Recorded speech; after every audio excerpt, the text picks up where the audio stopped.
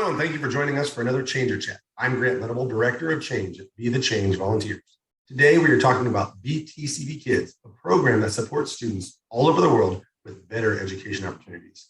I am so pleased to be joined by our friend, Ted Kettlewell, the Executive Vice President of Operations at OCCI, and who is a BTCV project volunteer and current member of our voting board of directors. Ted, welcome to Changer Chats. Thanks for having me.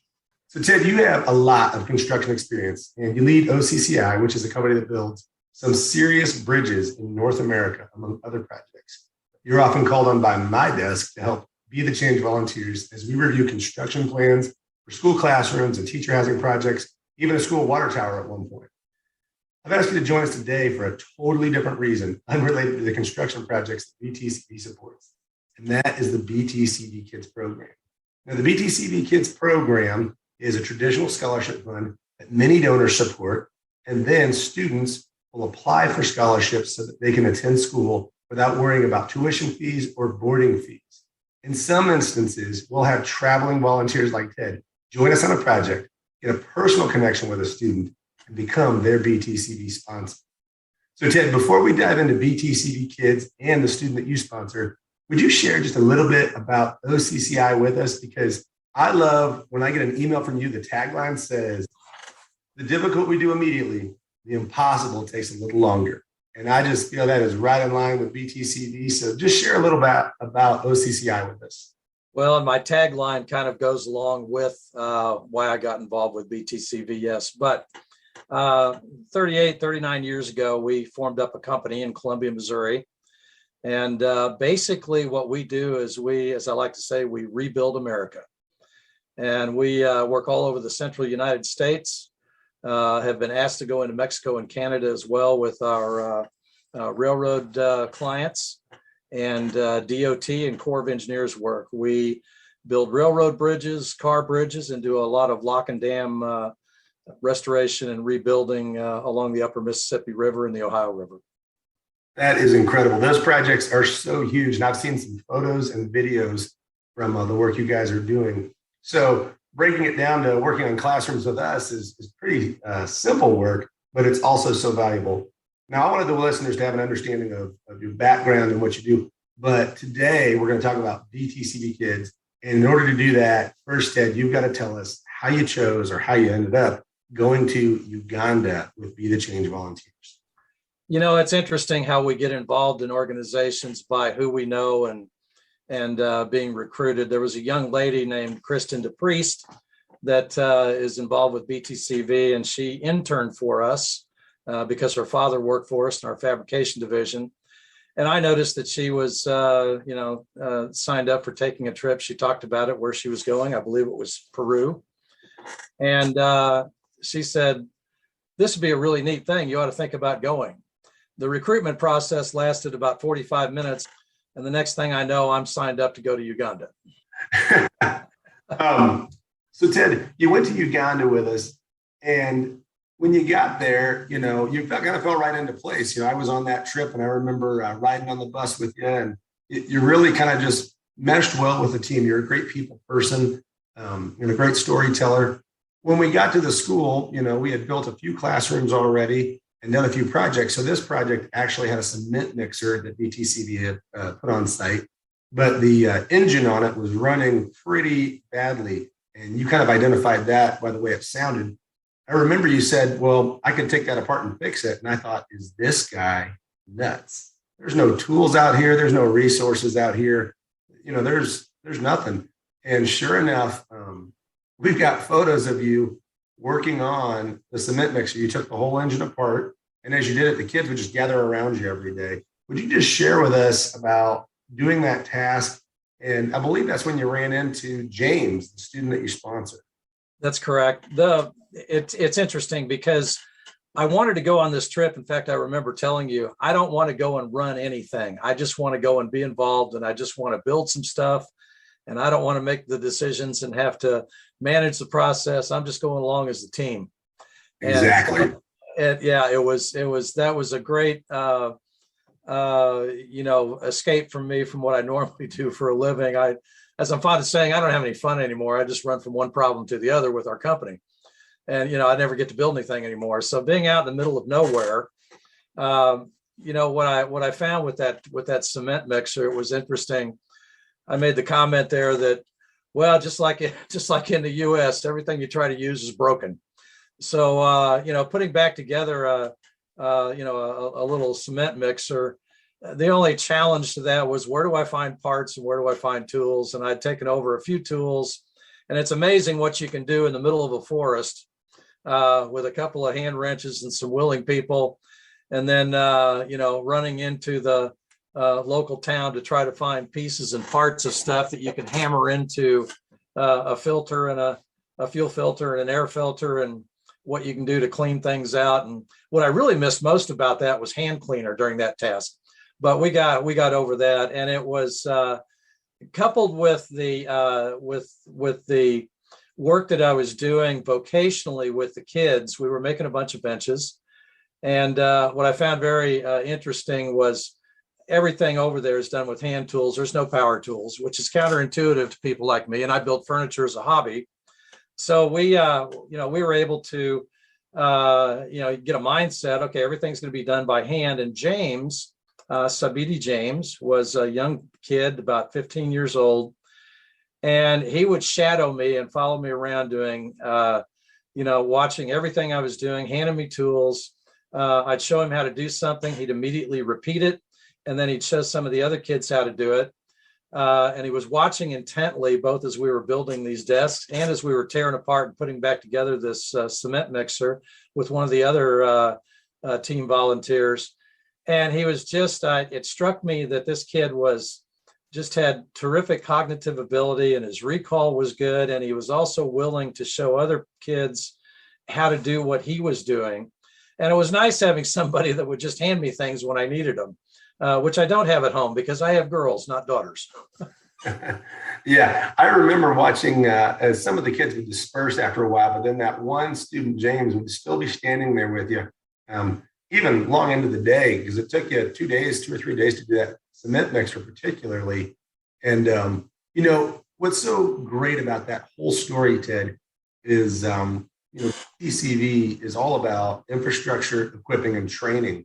But what most people don't realize is half of our mission is really about building relationships and developing relationships.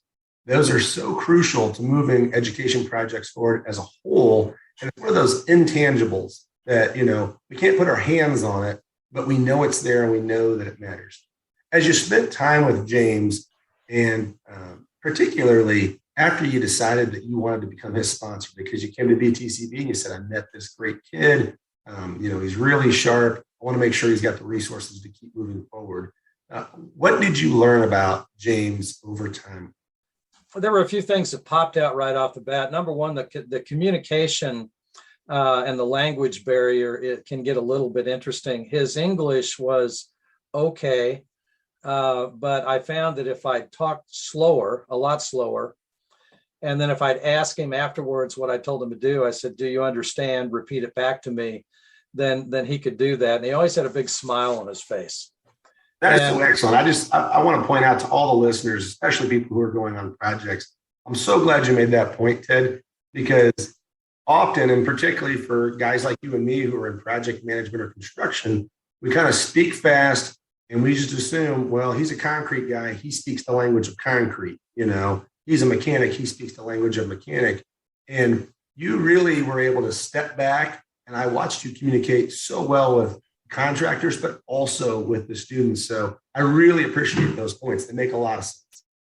Well, the other thing that stuck out too is, and at the time I had 2 daughters in college at the University of Missouri, and not to speak disparagingly of our young students and our millennial generations, but these kids over there, what became really, really abundantly clear from the first day we landed on the ground at the school over there, they value the opportunity for education like you and I value somebody giving us a brand new truck. I mean, it is amazing.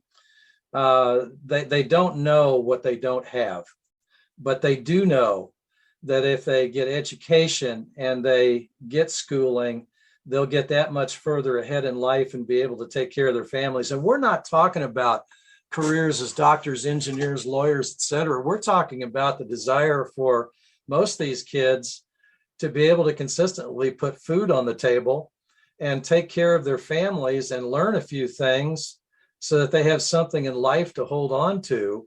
Both the joy of learning and the joy of giving, and also looking forward when people like BTCV teams come over and give them the opportunity to learn even more and help them, emphasis on help, establish and build the facilities they need, not just build it for them and say, here you go, we'll see you in a year.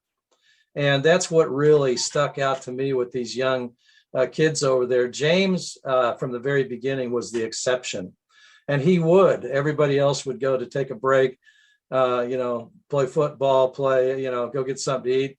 He'd stick around because he just wanted to be there. And what's amazing is all of these kids have maybe one or two, changes of clothing. And so when they jump in and help you, they're getting dirty and filthy and greasy like you are. They don't have other things to go and change into. So,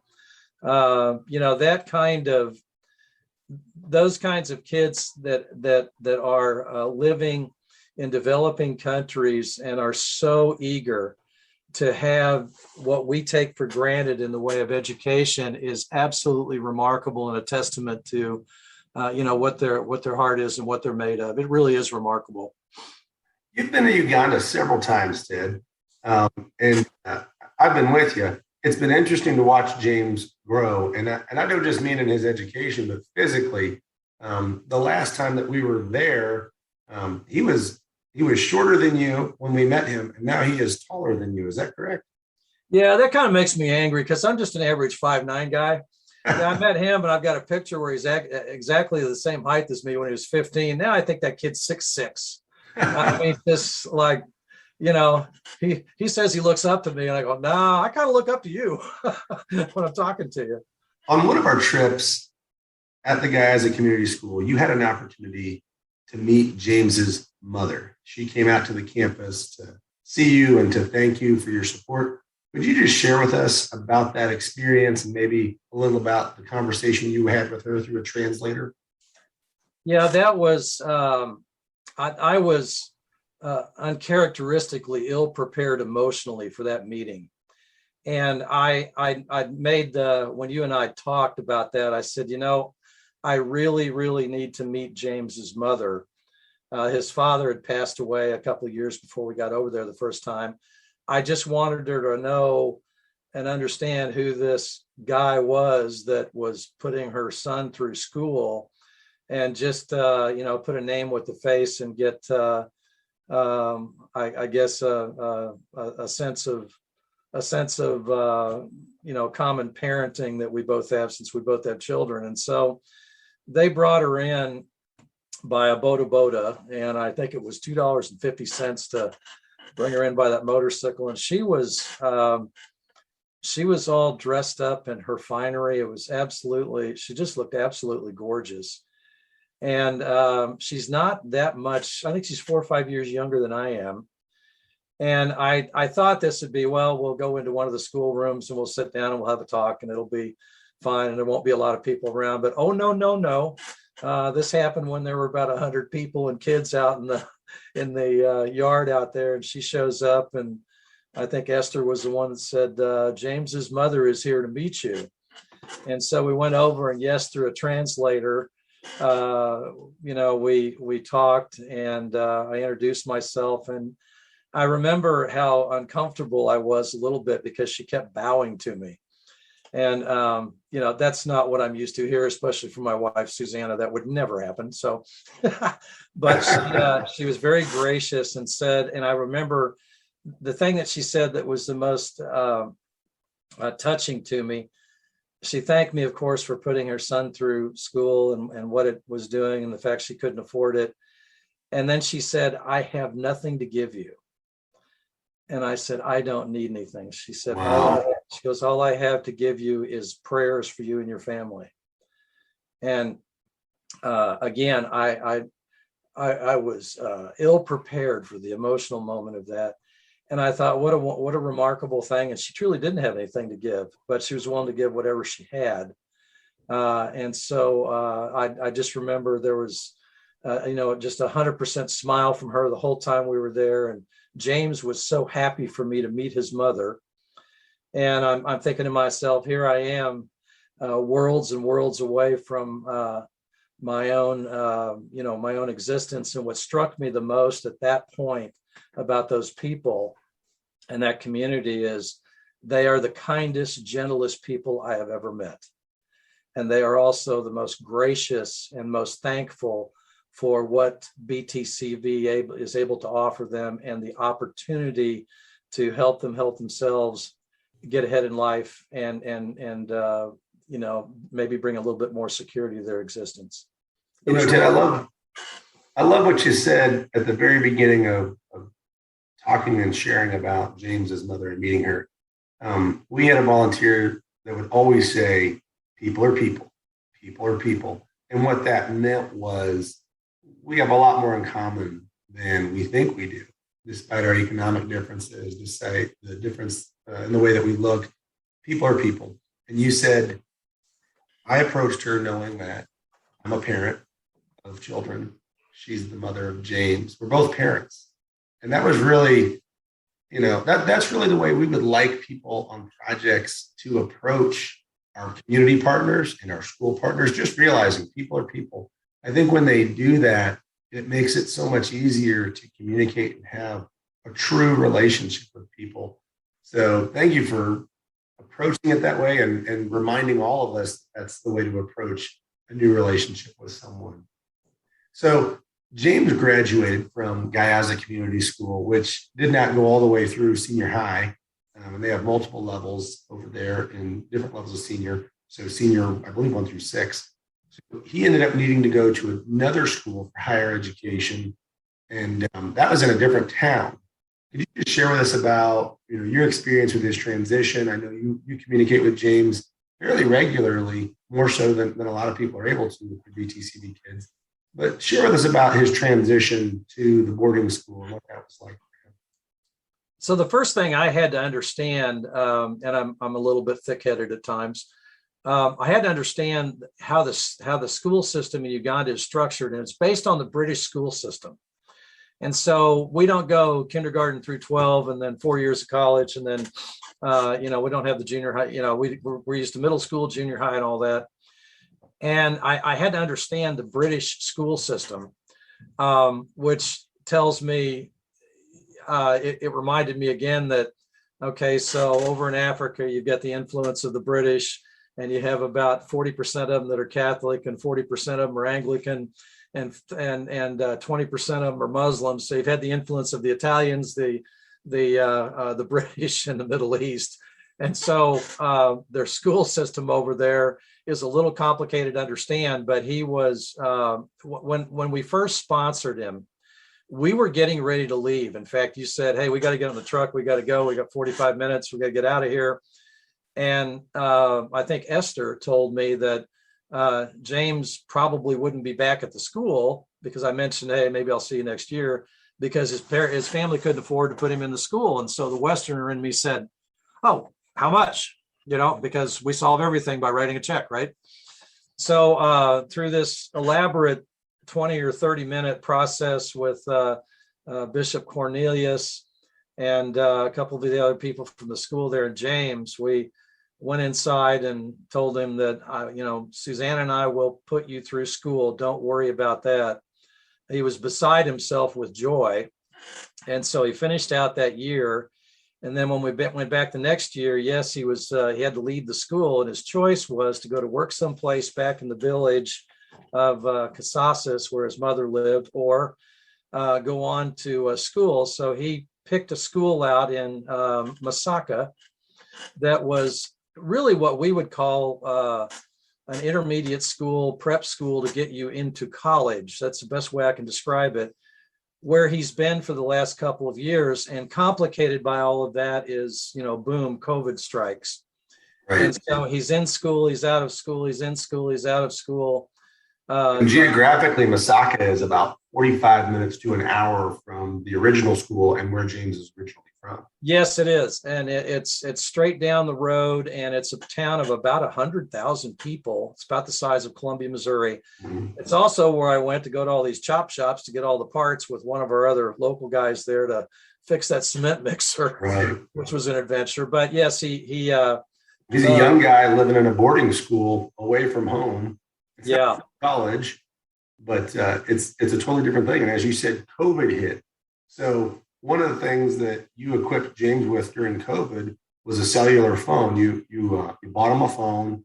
You made sure he was able to attend online classes. But I guess the side note to that is he was able to communicate with you about his progress and about how things were going in Uganda. And as an organization, we were able to get some information about Uganda from James that we might not typically have gotten because you had that chain of communication. You just share some of the things that he shared with you during COVID. yes, I would, and I think it's important to note too is I'm careful when I talk to people and give this testimony about what BTCV Kids does. When we offered to put him through school for the rest of school of the time at Gayaza, people go, "Wow, that's expensive." Actually, it's not. It's about $700, and then to go to college for a year, well, the school he's in, would cost us over here $15,000 or $20,000. It's $1,400, folks, and that is so that puts him really, and he knows this. That puts him in the top 1 or 2% of kids his age that are fortunate enough to be able to go to school. So he starts school over there, and he's got a series of tests that he has to take after every 1/3 session of school that lets him stay in that school. So it's not like, you've got somebody back in America putting you through school and that guarantees you can stay in. No, it's not structured that way. And again, the British school system method comes into it. So he's got to take tests. He was very concerned. He vacillated over that a number of times when he'd talk to me or text me. And I just don't know how my tests are going to go because it's very hard to learn without being in the classroom. He's doing all of this while he's got a mother that's a couple of hours away, and he's got really no support there. He doesn't have the parenting mentoring that we have here when your kids are in school. When you do this, you really realize how much effort the individual students are actually putting out themselves and how much an emotional toll it's taking on them to make sure that they be successful. Number one, they are always concerned about disappointing their sponsor, but secondly, about staying in school and making sure that they progress ahead. It really forces a maturity level on young people that we probably don't expect over here in the U.S. And it's remarkable. Yeah. James has really endured well. And, I've been part of some of those conversations, and our director of field operations in Africa, Tato, has really been helpful as well in those communications. We're looking forward to getting our people on the ground so that we can really identify the best way to keep moving our BTCV Kids program forward in Uganda. Ted, as we wrap it up, what are your dreams for James, for his future? What are your dreams for him? The goal of BTCV, and this was instilled in me from very early on when I first met you, Grant, and some of the others, we're not trying to bring kids from other countries over here to the U.S. where it's so much better and they can have everything we need. That is counterintuitive to the mission of making sure that the kids stay in their countries and make their countries better. And we provide them the assistance with getting there. Somebody told me once that I was a great teacher because I didn't tell students or kids, young people, what to do. I just told them where to look.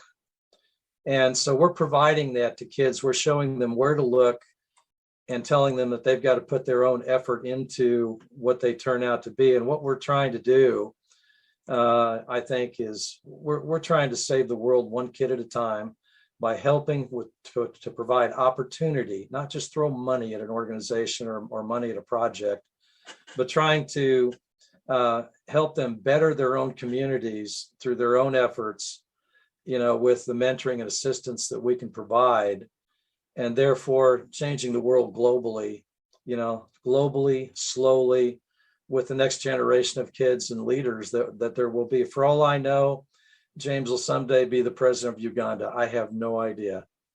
But we're very, very careful. And I know I've had to be very careful about, well, we don't know what we're going to do for food over here. And we don't know what we're going to do now with COVID and everything else. And it's very, very easy just to want to send funds over because a little bit of U.S. money goes a long, long way. But indeed, that's not helping solve the problem. That's probably enabling a condition, that we're slowly trying to work out with. And ultimately, all of these young people, they appreciate so much the education they're getting and the opportunity for it and what they're able to do themselves when they finally get through with their education and what they're able to accomplish on their own.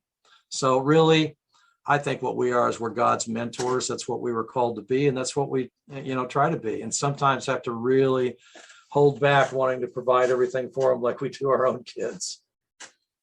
Well, Ted, I just want to tell you, thank you so much for the support you've given James. That young man has an enormous amount of potential, and we are all looking forward to the great things that we know he's going to do and achieve because you have given him just enough support to keep moving forward, even at a difficult time.